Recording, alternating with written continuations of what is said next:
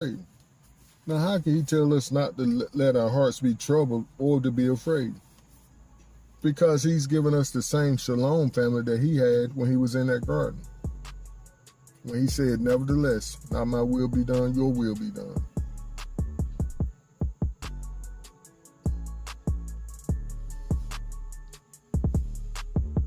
He knew what was facing him, family. And a lot of us are facing some really tremendous mountains. Thank you, Pop. But let's look at the mountain solver. Or should we say the mountain dissolver? And that's in Mark 11:22 through 24. And I don't want to take away from the shalom he gives us, because that's very important. Because it was his exact same shalom. But looking at in Mark, and Yahushua answering said unto them, have belief in the Most High. Period. Have belief in the Most High. And there's a period after that. And then he tells you how to activate it.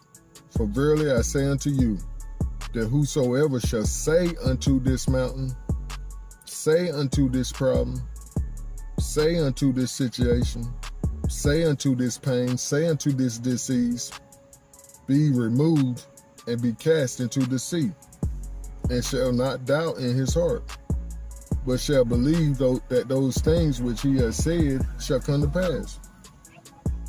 Well, how can he believe in his heart, family? Because he done been through a situation like that. He done been through 10 surgeries and the Most High got him out of it. He done been through amputations where he had to learn how to walk again, where all he could say for 2.5 weeks were and mm-hmm. He's been through the speech therapy. So when something else pops up, what happens? We knock it down. I trust in the Most High and I throw his word right back at him. But shall believe that those things which he said shall come to pass. He shall have whatever he said. Therefore I say unto you, what things soever you desire, when you pray, believe that you receive them, and you shall have them. So, family, we have to do our part. Yes, indeed, we have to do our part. We got to open our mouths and speak back what the Most High spoke to us. First, we got to get it in us. Just like that month and 3 weeks that I had before I had that stroke, the Most High just told me you're about to see some things that's really going to shake your faith.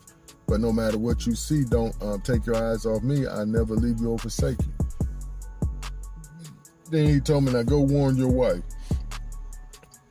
So I was telling her like every few days. In the beginning, like every other day. Every time he moved me to tell her. Then right there that week and that month and 2.5 weeks. So I stroked out a month and 3 weeks after he told me. She said, I know, Robert. He said, we're about to see some things that's really going to shake our faith, but no matter what we see, not to take our eyes off him, he'll never leave us or forsake us. I said, okay, Smarty, I'm glad you got it. But he was repeating that in us so much that it was in us. And that's coming from Joshua 1, I think around, you could say Joshua 1 through 1 through 9. Hallelujah.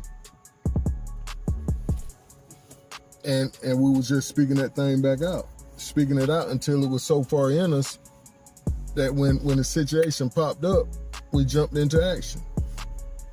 Hallelujah. And that's how that word is, family. You get it so much in you, it becomes who you are. It's your lifestyle. You learn to trust him no matter what you see. You learn to depend on him no matter what comes or what goes or who comes or who goes. And then Psalms 121, we're just going to read a snippet of it. I lift my eyes to the mountains. Where does my help come from? My help comes from the Most High, the maker of heaven and earth. So I wanted to slide that in. the maker of heaven and earth. We had to slide that in. Because if he's the maker of the mountain,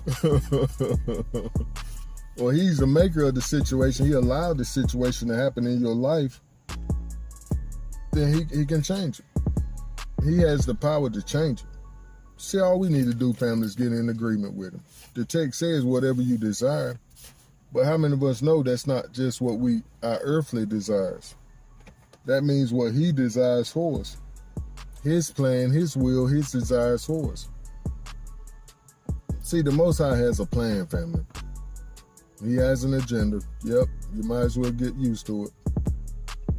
And you line yourself up with it. And then pray accordingly. Which, to know his agenda means you got to get to know him. Spend time with him. And you find him in that holy text.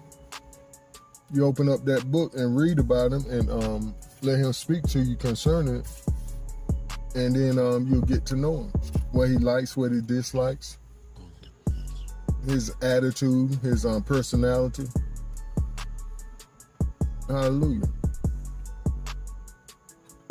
And then when situations arise, you already know his heart. This is not of him.